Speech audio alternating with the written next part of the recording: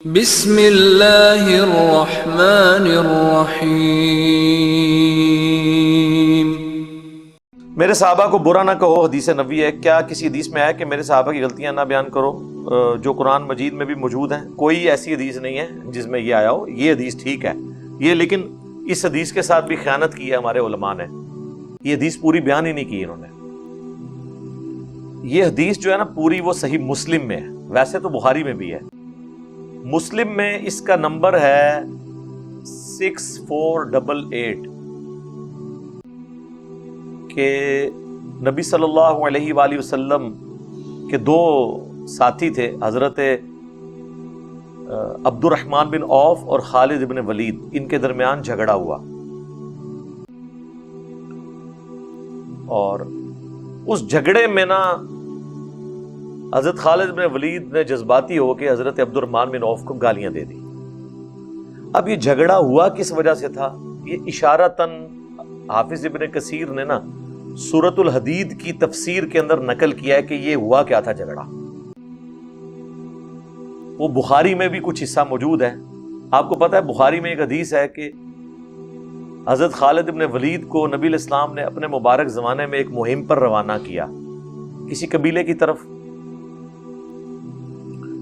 اب وہ قبیلہ تھا مسلمان، لیکن ان بیچاروں پینڈوؤں کو، اعرابیوں کو کمیونیکیشن سکلز نہیں آتی تھی۔ جب مسلمان وہاں پہنچے نا تو انہوں نے کہا کہ ہم اپنے دین سے پھر گئے، ہم اپنے دین سے پھر گئے، یعنی جس دین پہ ہم پہلے تھے ہم نے اسلام قبول کیا۔ ان کو اسلمنا یہ ٹرمنالوجی نہیں پتا تھی۔ حضرت خالد بن ولید نے اس سے یہ کنکلوڈ کیا کہ انہوں نے یہ اعلان کیا کہ ہم نے اسلام چھوڑ دیا۔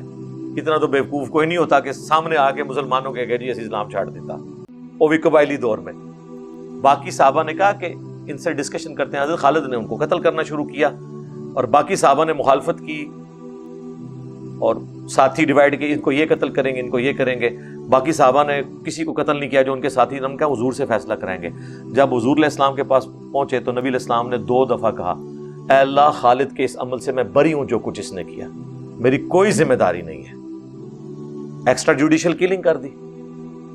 اس موقع پہ حافظ ابن کثیر کہتے ہیں کہ حضرت عبد الرحمن بن عوف اور حضرت خالد بن ولید کے درمیان لڑائی ہو گئی تھی کہ یہ تم کیا کر رہے ہو، اور ظاہر ہے کہ غلط کیا تھا۔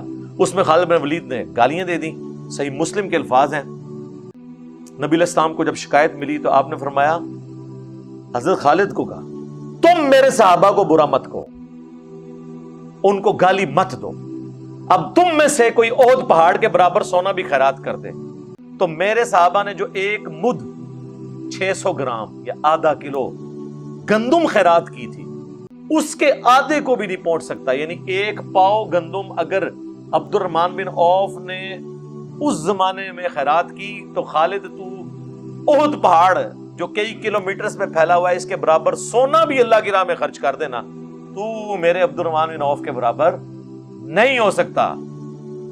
حالانکہ خالد ابن ولید فتح مکہ سے پہلے مسلمان ہوئے ہیں، لیکن صلح حدیبیہ کے بعد ہوئے ہیں، اور صلح حدیبیہ کے بعد حضور کا گراف اوپر ہی گیا ہے حکومت کے اعتبار سے بھی۔ کیوں؟ مسلمانوں کو پاور تسلیم کر لیا مشرکین عرب نے۔ اسی لیے اللہ نے قرآن میں آیت نازل کی، انا فتحنا لک فتحا مبینا، بے شک ہم نے آپ کو روشن فتح عطا فرمائی ہے،